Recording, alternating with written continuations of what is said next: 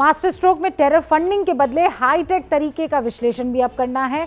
ये हिंदुस्तान की बात है और इसीलिए आपको ये खबर बहुत गौर से देखनी चाहिए।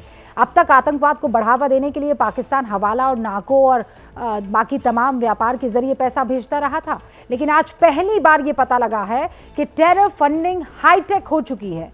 इसके लिए क्रिप्टो करेंसी का इस्तेमाल किया जा रहा है।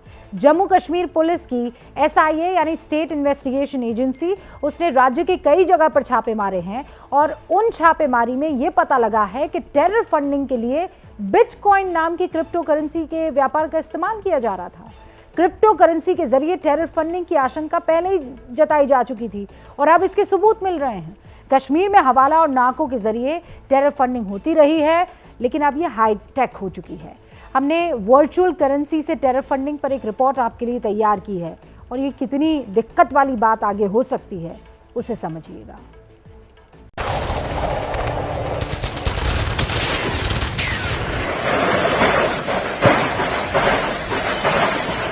कश्मीर में पूरी शांति कभी बहाल नहीं होती है तो इसकी वजह है पाकिस्तान। पाकिस्तान से ही आतंकी गतिविधियों को बनाए रखने और बढ़ावा देने के लिए फंड आता है और इसी टेरर फंडिंग पर इस समय भारत सरकार सख्त एक्शन ले रही है। इसीलिए कश्मीर में बैठे आतंकी संगठनों के मददगारों को दबोचा भी जा रहा है।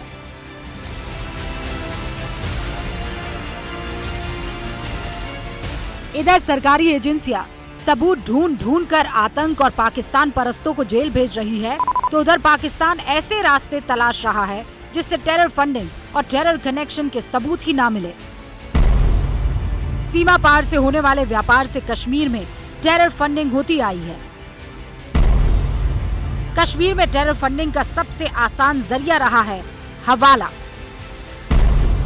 पाकिस्तान से आने वाले ड्रग्स से होने वाले मुनाफे से भी टेरर फंडिंग की जाती रही है, लेकिन अब पैसा पहुंच रहा है एक टच से और उसे पकड़ना आसान भी नहीं है।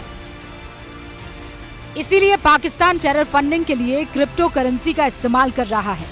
इसी बारे में प्रधानमंत्री नरेंद्र मोदी ने 18 नवंबर 2021 को सिडनी डायलॉग में दुनिया को आगाह किया था।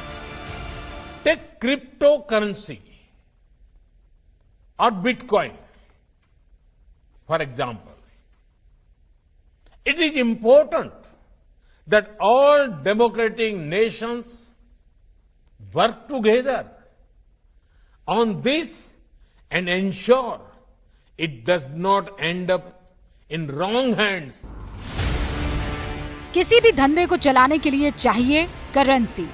हर देश की अपनी अपनी करेंसी होती है, उसको छापा जाता है, लेकिन क्रिप्टो करेंसी ऐसी है जिसे छापा नहीं जाता है। दुनिया भर में चलने वाली ये नई करेंसी बहुत महंगी है और हर देश में चलती है। अब आतंकियों ने बिटकॉइन नाम की क्रिप्टो करेंसी का इस्तेमाल टेरर फंडिंग के लिए शुरू कर दिया है। छापे के दौरान बिटकॉइन से टेरर फंडिंग की जानकारी मिलने के बाद जम्मू कश्मीर की SIA जांच आगे बढ़ा रही है। अब तक मिली जानकारी के मुताबिक क्रिप्टो करेंसी बिटकॉइन से टेरर फंडिंग का मास्टरमाइंड पाकिस्तान में है। पाकिस्तान की खुफिया एजेंसी ISI और मिलिटेंट संगठन इसके साथ है। ये सब मिलकर बिटकॉइन के जरिए कश्मीर में बहुत बड़ी रकम भेज रहे हैं।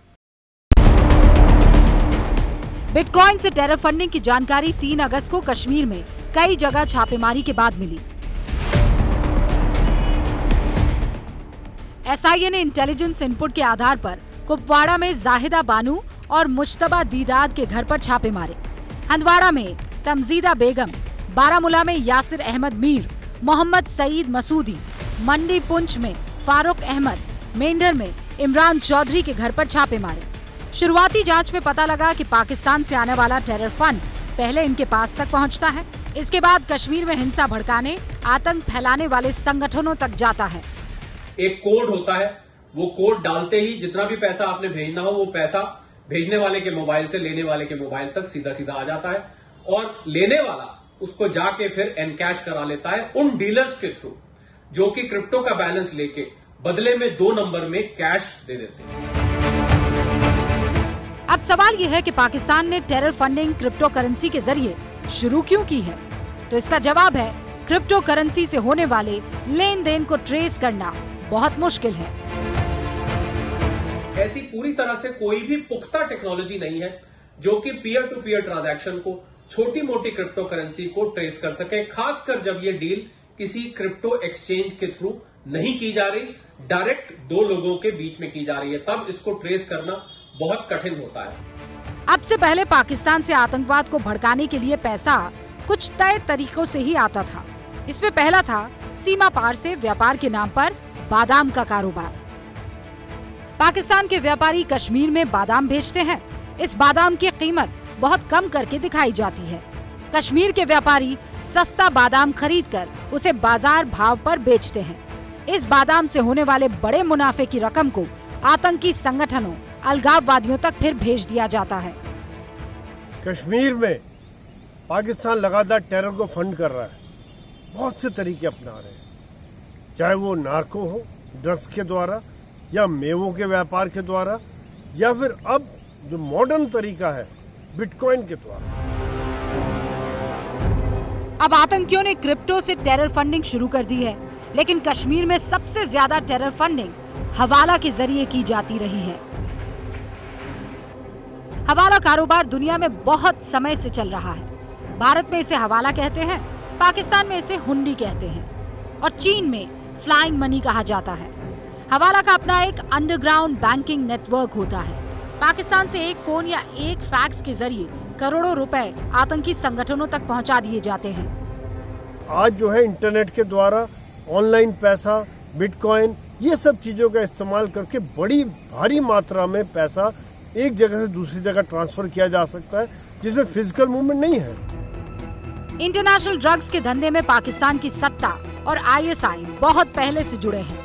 पाकिस्तान से आने वाले ड्रग्स से हुई कमाई भी कश्मीर में आतंकी संगठनों और अलगाववादियों तक पहुंचती रही है, जिसे नार्को टेरर कहा जाता है।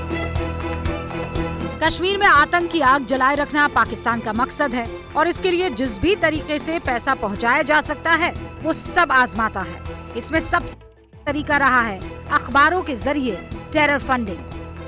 जैसे ही घड़ी का काटा दोपहर 2:30 पे आए, बबीता जी का दिल सास बहू साजिश के लिए मचल जाए। और ये है इनकी बहू, पूरे दिन ऑफिस की टेंशन हो जाए गॉन जब ये करें अपना फेवरेट शो फ्री टाइम पे ऑन। इनकी तरह आप भी देखें अपना फेवरेट शो अपने टाइम पर और डाउनलोड कीजिए एबीपी लाइव ऐप अपने स्मार्ट टीवी पर।